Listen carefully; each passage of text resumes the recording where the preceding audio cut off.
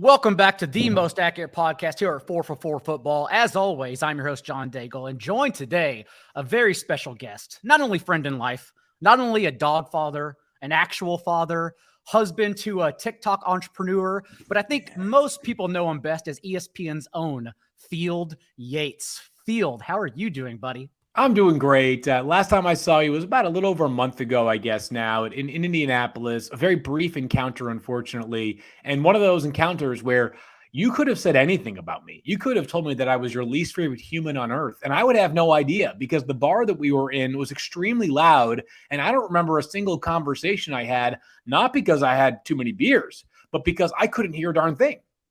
I had a few beers for reference, but you could also explain also what was going on in that situation. It's the fact that, one, it was very, very late at night, as the combine tends to get for all of us working in football. But also, you had a few friends around you, and there were only a handful of people that I consider of your stature that I have personal connections with that I genuinely don't mind going up to and hugging. And like, I went up to you and hugged you.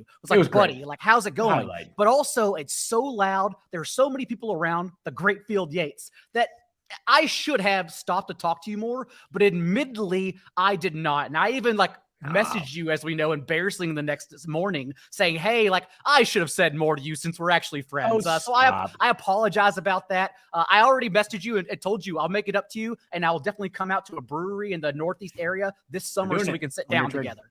I'm into that 100% of everything you said right there. I'm all aboard. So let's make that happen and atone for Indy errors, which I take a lot of responsibility for, by the way, as well.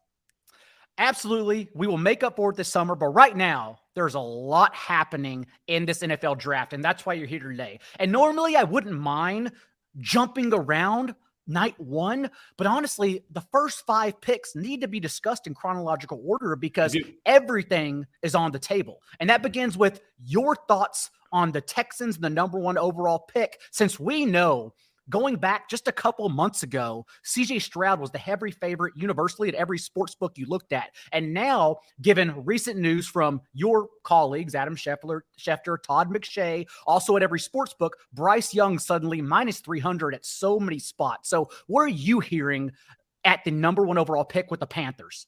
Yeah, I think at this point, Bryce Young going number 1 overall should be considered whatever a step below a lock is, because there's still some time before the draft actually takes place. But it would be an upset, and the sports books agree now, if somebody other than Bryce Young was taken number 1 overall. The recent signals have not only been consistent, but they've continued to grow stronger and stronger. I don't know that we'll get a declaration from the Panthers as to whether they've decided on Bryce Young prior to the draft, but every few years, we do know the team makes it very clear who they're taking first overall. I'm actually old enough to remember when Jameis Winston signed his rookie contract the night he got drafted. That's how much of a formality it was that he was going to the Buccaneers. They'd already ironed out whatever details need to be ironed out. So Bryce Young, again, 100% too strong of a characterization, but I think about a 90 to 95% confidence scale is appropriate right now for Bryce Young to the Panthers.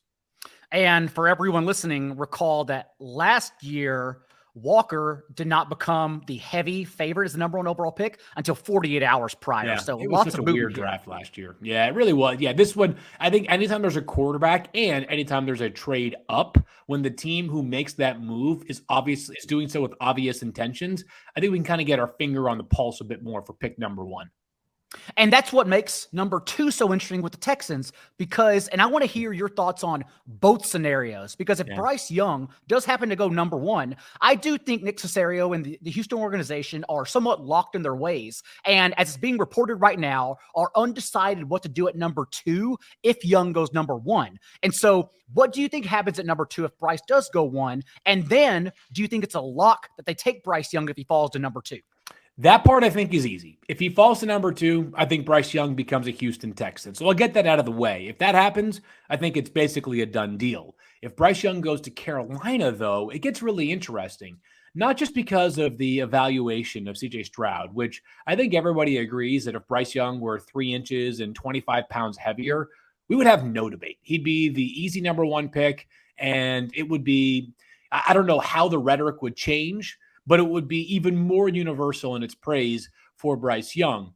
So C.J. Stroud, I think, deserves to be in the number 2 overall conversation based off of quarterback prospects alone and really overall prospects as well. The dynamic to mention here for the Texans, and I know that people don't usually care about this stuff, is that CJ Stroud is represented by David Mulugheta, one of the most successful agents in the entire NFL, who also happens to represent Deshaun Watson.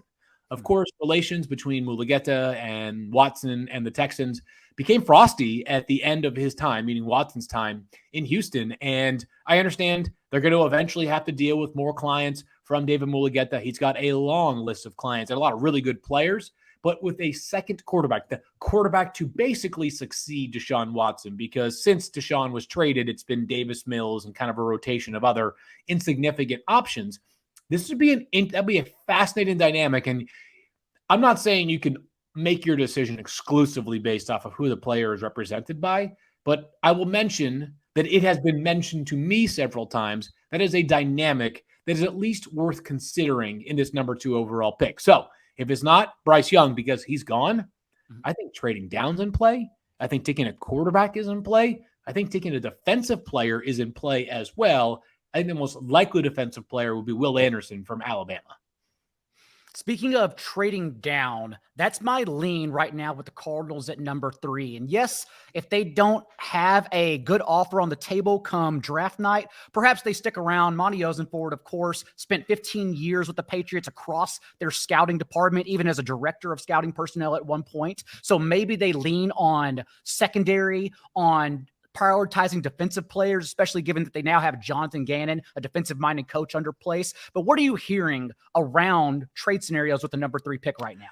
Everybody believes the Cardinals are the most likely team to move slots in the first 10 picks of the NFL draft, up or down. Obviously, they won't move up, but I mean, of all the teams that are going to move up or down, they're the most likely candidate. And moving down makes so much sense because obviously there are 4 quarterbacks that are considered the top 4 at the position this year. And then I would offer a fairly significant drop-off between whoever you believe is quarterback 4 and Hendon Hooker. When you factor in Hooker's age and the fact that he's going to be, who knows, health-wise by the time the season starts, coming off an ACL tear late last year, I believe it was November when he tore that ACL. So I think that the Cardinals should be motivated to auction that pick off. And you're right, if they don't get a good enough offer, you can't move down just for the sake of moving down. If it's from 7 to 3 and you get an extra 5th round pick, no way, right? Like that doesn't do anything for you if you are Arizona. At that point, I would say the most likely outcome is Will Anderson goes there at number 3 because he checks every box for any defensive scheme. And I understand that he's not Von Miller or one of the Bosa brothers in terms of pedigree coming into the draft, but high floor player, I think one of the safest bets in the draft this year. But I expect Arizona, if it doesn't happen before the draft, to take basically every minute they have available during the first round to field offers to move down. Consensus right now with the next pick at number 4 in the Colts is a quarterback. But I'm in the minority here, I still have somewhat of a hard time wrapping my head around that since it wasn't a regime change they just underwent. They simply hired a new head coach under Chris Ballard, and maybe given Ballard's whiffs with Frank Reich and usually targeting veteran quarterbacks, maybe that does change their plans and finally bring someone to the table. But in signing Gardner Minshew, who understands the playbook, I think still one of the best backups in the league that you can have roll out there for at least half a season. I don't know if it's pressing at number 4. So right now, what are your thoughts with the Colts and what they're thinking at number 4? So I think you're right in that everybody is assuming a quarterback, but should we be so certain of that? I'm not entirely positive because when you're sitting at 4, if you're getting quarterback 4, because obviously we think there's a good chance 2, if not 3 quarterbacks are already gone, are you really getting the quarterback that you prefer? Because I often tell people you got to kind of equate quarterback prospects to house hunting. Like if you and I go see 5 houses in a neighborhood and they're all listed for the same price, doesn't mean that A, you and I will like them similarly, and B, that like you might like one a lot and I might hate it. You prefer whatever, a house with a pool. I prefer a house that has a brand new kitchen or something, right? With quarterbacks, like just because Will Levis might be QB4 on most people's boards, if he's the only quarterback there and the Colts are like, we don't see it, you don't just take a quarterback and force the issue there. The problem with Indianapolis is that it would just be such a potentially rare missed opportunity because who's to say they're going to be back in this spot next year? Maybe the counterpoint is that they won't be very good next season. They'll be in the Drake May / Caleb Williams sweepstakes next year. That's certainly possible, but I do tend to look at their roster and still see enough talent that if Gardner Minshew plays like he has in recent seasons, I think the Colts can win enough games to not be irrelevant, especially in a division that has really one team in the Jaguars that I feel confident in, and then 3 others that I'm still shoulder shrugging right now. Not to mention that we are not expecting, at least unless you're hearing something different, Yannick Ngakoue to return. So they are in need of an edge rusher if both Tyree Wilson and Will Anderson are there. And in just trading Stephon Gilmore to the Cowboys, you would think they are the market for a potential shutdown corner in Christian Gonzalez or Devin Witherspoon. Yeah, both guys would fit a lot, and they fit everywhere. I'm sure we'll talk about them more, but you're absolutely right. Like, if they do stand pat at 4 and they're not content with the quarterback, I think you have 2 options. A, you try to find the team that is content with that last quarterback, because there'll probably be somebody who likes Will Levis or Anthony Richardson as QB4 and says, like, no, we're willing to make that move. Whether it's Tennessee, who's in your own division, maybe that's unlikely, but Washington, Tampa, whoever it is, somebody that's lower on the draft board that you could persuade into joining you or to take the number 4 pick off your hands. That is certainly in play. I would just say, though, that we are all acting a little bit too certain about what's happening at the top of the draft. And just about 2 weeks out, I'm not totally convinced that it's going to be as conventional as we're currently assuming. I completely agree. And that goes for the next pick at number 5 with the Seahawks. Here's where it gets fun, yeah.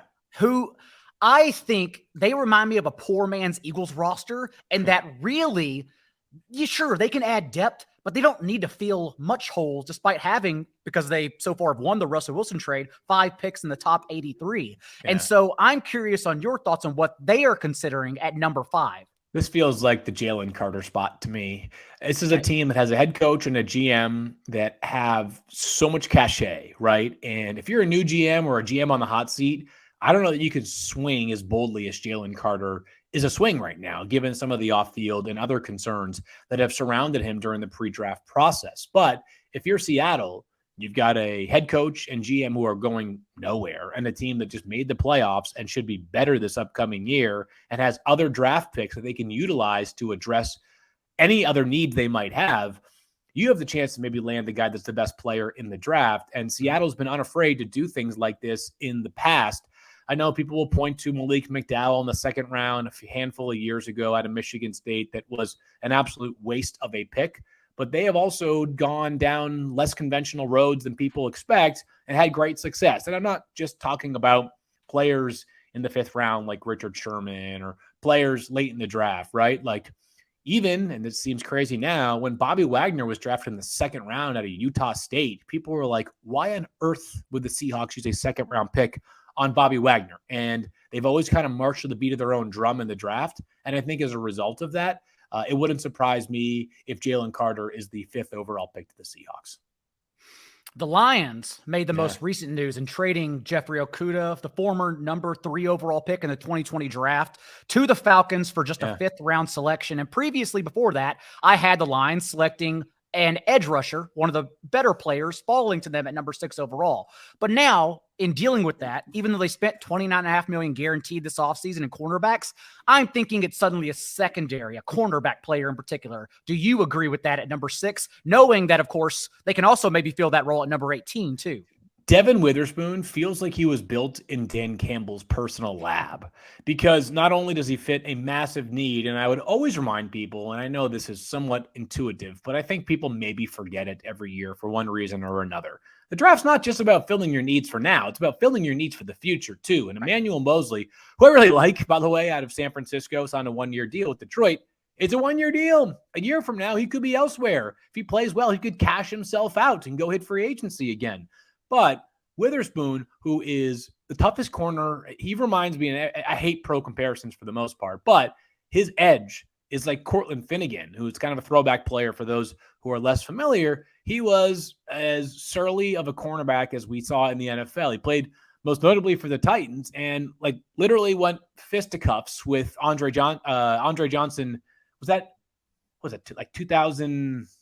6, 7. I don't know when it was. Andre Johnson was a long time ago. Yeah. It was a long time ago, but the two had the nastiest brawl we've seen in a while on an NFL field. So I would not be surprised if Witherspoon's the pick at number 6. He seems to just fit so much of what the Lions would love to do. And it's a major need right now because I know 2023 might be accounted for with their top 2 corners, but this team had some serious secondary issues last year with communication. They have a physicality that's unmistakably Detroit Lion. That would be, to me, such a great marriage. As producer Sal points out, 2010 was the Cortland Finnegan, Andre Johnson fight, which wasn't that long ago, but Jesus, we're old. That feels like, so long ago.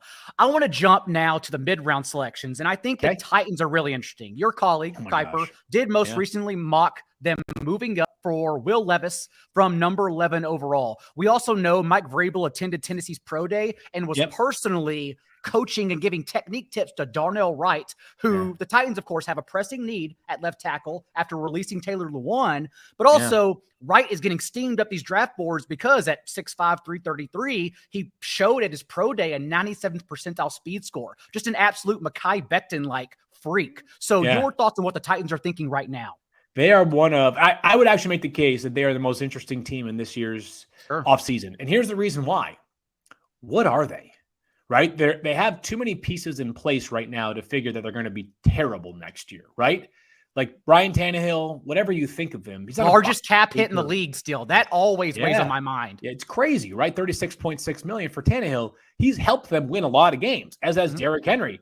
Both players still on that roster, right? But they've got serious holes across the offensive line. They've got unproven wide receivers. They've got a defense that was not good enough last year. They couldn't get enough consistent edge pressure. And their best sack producer last year, not named Jeffrey Simmons, who DeMarcus Walker now plays for the Bears. So this is a team, and I certainly getting Harold Landry back will help, and a couple other pieces that were hurt this past year. But more than anything, and again, this sounds obvious, but new regime, obviously, at least a new GM, I should say, Rand Carthon. They got to get a first-round pick right. You go look at their past couple of first-round picks. Oh, boy. In recent first rounds, Isaiah Wilson, offensive tackle, I don't think he played. He played like a snap for them. Some ridiculously low number of snaps. Caleb Farley, Virginia Tech cornerback, back injury, has basically missed 2 seasons. And this past year, Treylon Burks, who, I think there's promise there, but obviously did not replace A.J. Brown at nearly an adequate enough level for Titans fans to feel any way other than pissed off about the A.J. Brown trade. So this is one where they got to hit it this year. Let's fast forward to the Patriots at number 14 overall. I'm not saying you're still biased, but obviously coming up in the Boston area, I assume you still have ties there. Yeah. What can they possibly be thinking? Because as we know historically, Bill Belichick knows 2 ways, and it's either to trade back if the player on his big board is not available the moment they're on the clock, or take that player a la Cole Strange and so many other references that is there, but may still be a round or 2 by consensus books too early. So what are the Patriots ignore doing? Mock drafts, right? He ignores mock drafts. But you're right. Trade back is always my guess for the Patriots just because it's part of their blood. You look at their needs right now, though. I would argue their most pressing needs remain offensive line help, young offensive tackles. They've pieced together some veterans in free agency, but I think that long-term there's still a young offensive tackle need. Wide receiver, to me, remains a need as well, and cornerback. And I would say 2 of those 3 line up with the draft class at pick 14. One of them, maybe not. The 2 that do align is offensive tackle and cornerback. We talked about Devin Witherspoon. I think he's long gone, but whether it's a Christian Gonzalez, a Joey Porter Jr., amongst examples of cornerbacks that could be in the mix for mid-round or even top 10 selection in Christian Gonzalez's case. But I don't know that wide receiver, and I know that a lot of people have been talking about this recently. I'm not sure this wide receiver class is going to go as high as some are forecasting them to go. I think Jackson Smith and Jigba will be a first-round pick for sure. Everybody else, we'll see. I'm not saying there won't be at least one other wide receiver in the first round, but I think that if you were to look at mock drafts and the average number of first-round wide receivers, I think it might be overestimating relative to how I hear it from NFL scouts, with one caveat. It only takes one team to draft a player for him to go in the first round, right? So if I'm hearing that, hey, maybe Jalen Hyatt isn't as likely to go in the first round as some mocks have him, and then someone takes him at 29, whether it's, I think it's the Vikings, or somebody that trades up to pick number 29 or trades back to 29, like just because certain teams don't see it one way. Another team might see it that way, which could result in a player going in the first round that I don't expect.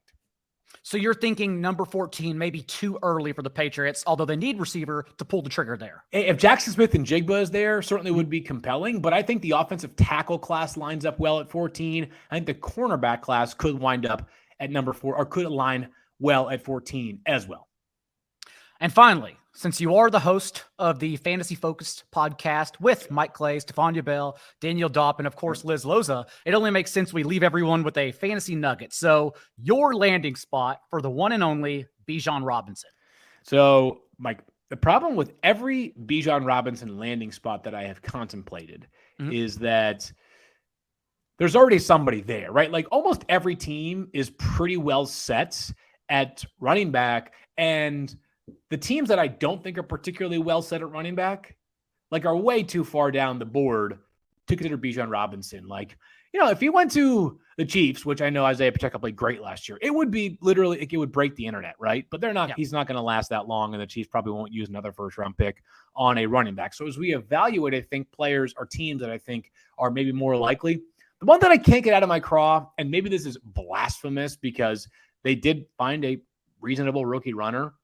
This does feel like kind of an Arthur Smith thing to do, though, with the Falcons at pick number 8. And he knows the value in a back that's special. He had Derrick Henry for a few seasons. And Henry, you know, make your case against taking a first-round running back or paying a running back. Derrick Henry was worth every penny the Titans paid him during Arthur Smith's tenure. He still has been worth every penny. That's the one that I can't quite quit. And while I think Tyler Allgeier's fine, I think Cordell Patterson is incredibly fun. If you put Bijan Robinson in that backfield right now, I would just write him. I mean, I would pencil him in as offensive rookie of the year and a top 8 fantasy pick without blinking. Only the Cowboys, of course, averaged more running back carries per game than the Falcons last year. Field, tell everyone where they can find you on draft night coming up in a couple bit weeks. We will be watching on Twitter. So if you like ESPN's draft coverage, we do something a little bit different on Twitter. It's a little more, it's just kind of laid back, fun. Not quite as, I can't promise you we're going to have the same level of insight as somebody like Mel Kiper on the traditional draft broadcast. Twitter, YouTube, ESPN, sort of social media channels. It's going to be a lot of fun. Harry Douglas, Jason Fitz, Andrew Hawkins, Spencer Hall. Who else did I hear in there? Dominique Foxworth. There's a bunch of people that are going to be a part of it. It should be a lot of fun. Until then, we will be back next week with more draft and fantasy news, which is 2 weeks out from the big night. Until then, remember, be a little bit kinder than what's required. We'll see you next time.